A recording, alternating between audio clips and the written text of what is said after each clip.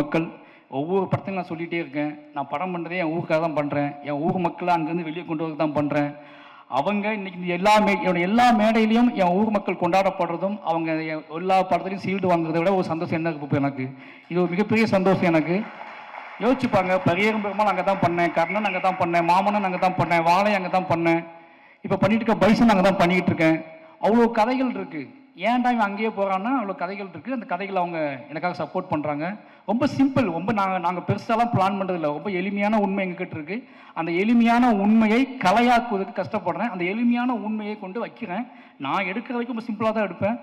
ஒரு எளிமையான உண்மை தமிழ் சமூகத்தை எந்த அளவுக்கு டிஸ்டர்ப் பண்ணுது அப்படிங்கிறத நான் படம் எலிசனுக்கு அப்போ தான் புரிஞ்சுக்கிறேன். அப்போ இங்கே வலியதை விட எளியவைகளுக்கு வந்து மிகப்பெரிய வேல்யூ இருக்குது அப்படிங்கிறத நான் வந்து ஒவ்வொரு படத்திலும் தான் புரிஞ்சுக்கிறேன். அப்படி எளிமையான கதைகளை எனக்கு கொடுத்துக்கிட்டே இருக்கக்கூடிய என்னோட ஒட்டுமொத்த மக்களுக்கு, என்னோட கிராம மக்களுக்கு, புளியங்குளம் மக்களுக்கும், பக்கத்தில் உள்ள கொங்காயக்குறிச்சி, கருங்குளம் எல்லா மக்களுக்குமே நன்றி சொல்லிக்கிறேன். என்னோட எல்லா படைப்பிலும் அவங்க இருப்பாங்க. அவங்க தான் நாங்கள் தான் அவங்க. அதனால் ஒட்டுமொத்த மக்களுக்கும் நன்றி சொல்லிக்கிறேன். அதுக்கப்புறம் என்னோட குடும்பம், என் குடும்பத்தை பற்றி மிக முக்கியமாக சொல்லி ஆகணும். அதுக்கு முன்னாடி சந்தோஷ் நாராயணன் சார் ரொம்ப ஸ்பெஷல். எனக்கு இதயம் காமிக்கிற அளவுக்கு ஸ்பெஷல் ஒரு விஷயம் தான். என்ன அப்படின்னா, மாமன்னன் ரஹ்மான் சார்ட்ட போயிட்டேன்.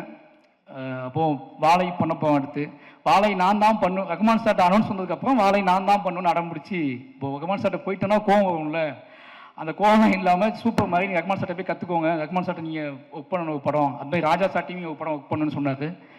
ரொம்ப நன்றி சார். அதுக்கப்புறம் வாழை பண்ணால் நான் தான் பண்ணுவேன், அதை மட்டும் நான் யாருக்கும் விட்டு கொடுக்க மாட்டேன் அப்படின்னு இந்த கதை சொல்ல நாள்லேருந்தே என் கூடவே ட்ராவல் பண்ணார்.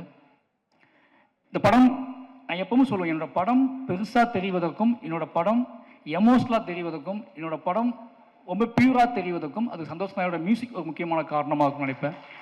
ஏன்னா நான் ரொம்ப இசையின் வழியாகவே வளர்ந்த பையன். எனக்கு வந்து சொல்லிக் கொடுக்கறதுக்குலாம் ஆள் இல்லை ஊரில். எங்கேயோ தூரத்தில் கேட்ட பாடல் வழியாகவே என்னோட கதையெல்லாம் நான் உருவாக்கிக்கிட்டே இருந்தேன். எனக்கு அங்கே டிவி பார்க்கலாம் டைம் இருக்காதுல்ல. அப்போ நான் காட்டில் பாட்டு கேட்டுகிட்டே இருப்பேன். அந்த பாட்டு வழியாக தான் என்னோடய காதலை, என்னோட கஷ்டத்தை, என்னோட அண்ணன் தம்பி பாசத்தை, இது எல்லாமே பாட்டை வச்சு நான் யோசிச்சுட்டே இருப்பேன். அதனால இசை ஆல்ரெடி எனக்குள்ள இசை தான் எனக்குள்ள ஒரு நான் நடனம் ஆட ஆரம்பித்தேன். அப்போ இசை தான் என்னோடய பூர்வீகம். இசைக்குள்ளே தான் நான் பிறக்க ஆரம்பித்தேன். இசையிலேருந்து தான் இதை நான் கண்டுபிடிக்க ஆரம்பித்தேன்.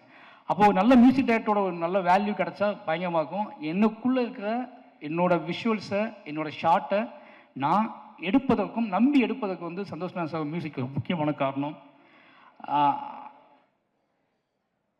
ஏன்னா நீங்கள் யோசிக்கங்களேன், நான் எல்லா படத்துக்குமே பாட்டு எடுத்துகிட்டு தான் மொத்த படத்தையும் எடுத்துகிட்டு தான் அவர்கிட்ட போவேன். நான் என்னோடய ஒட்டுமொத்த படத்தையும் எடுத்து முடிச்சு தான் அவர்கிட்ட போவேன். அவர் நம்பிக்கை தான், அது கரெக்டாக மேட்ச் ஆகி வந்துடும். யோசிப்பாங்களேன், ஒரு வருஷம் கழிச்சு பாதவத்தி பாட்டு பண்ணுறோம் 2 பேரும் சேர்ந்து, அந்த பாட்டு வேணும்னு 2 பேரும் முடிவு பண்ணுறோம். அந்த பாட்டை டக்குன்னு யோசித்தோடனே இந்த பீட்டில், இந்த எமோஷ்னலில் இதை வெளியே போகிற ஒருத்தன் சும்மா பேசணும். நாங்கள் அன்றைக்கி பேசினது தான் இது. சார் அழுது படம் விழுந்துட்டான், எல்லாம் அழுதுகிட்டு இருப்பாங்க, என்ன பண்ணலாம் இவங்களை, எப்படி இவங்களை வெளியே படம் முடிஞ்சிடுச்சின்னு எப்படி சொல்கிறது அப்படின்னு கேட்கும்போது, ஒரு பாட்டு இசை கேட்குறாங்க. இசை முடிஞ்சால் படம் முடிஞ்சிட்டு அவங்க நம்புவாங்க. அப்போ நம்ம இசையை கிரியேட் பண்ணுவோன்னு சொல்லி தான் பாடல் ரெடி பண்ணோம். நான் நம்பினேன். இந்த பாட்டு ஓடும்போது எந்திரிச்சு போயிட்டா என்ன பண்ணுறதுன்னு ஃபீல் பண்ணேன். எந்திக்க மாட்டாங்கன்னு நிறைய பேர் சொன்னாங்க. சரி பார்ப்போம் அப்படின்னு வெயிட் பண்ணேன். மூர்த்தி சார் எந்திக்கல ஃபஸ்ட்டு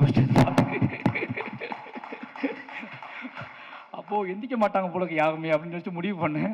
ஃபஸ்ட்டு எந்திக்காத ஆடியன்ஸ் மூர்த்தி சார் தான். அவ்வளோ பக்கத்தில் நான் உட்காந்து என் கையை வந்து அவன் மேலே வச்சுருந்தேன், அதனால் எந்திக்கலான்னு தெரில. ஆனால் ஃபஸ்ட்டு நாள் நான் படம் பார்க்க போயிருக்கேன் திருநெல்வேலியில். அப்போ தான் அந்த பயம் எனக்கு இருந்துச்சு. இந்த பாட்டு ஆரம்பிக்கும் போது எந்திரிச்சு போயிட்டாங்கன்னா எனக்கு அதை ஜீர்ணிக்கவே முடியாது, அது முழுமையாக வெற்றி அடைஞ்சால் கூட அதை கொண்டாட முடியாது அப்படின்னு பயத்திலே இருந்தேன். ஏன்னா என் ஊர் எப்படி யோசிப்பாங்க, திருநெல்வேலியில் 700 பேர் உட்காந்துருக்காங்க, கத்தி கத்தி கத்தி கத்தி கத்தி உட்காந்துருக்காங்க, அதுக்கப்புறம் அமைதியாக அழுது உட்காந்துருக்காங்க, அவங்களெலாம் கண்ட்ரோல் பண்ண முடியாது. ஆனால் அந்த 700 பேர் அப்படியே உட்காந்துருந்தாங்க. அன்னைக்கு தான் எனக்கு வந்து அப்போ நான் முடிவு பண்ணேன், இந்த மக்களுக்கு எவ்வளோ பிரச்சனை வந்தாலும் சரி, யார் என்ன சொன்னாலும் சரி, இந்த மக்களுக்கு நம்ம ஆர்ட் ஃபார்மை கொடுத்துக்கிட்டே இருக்கணும்.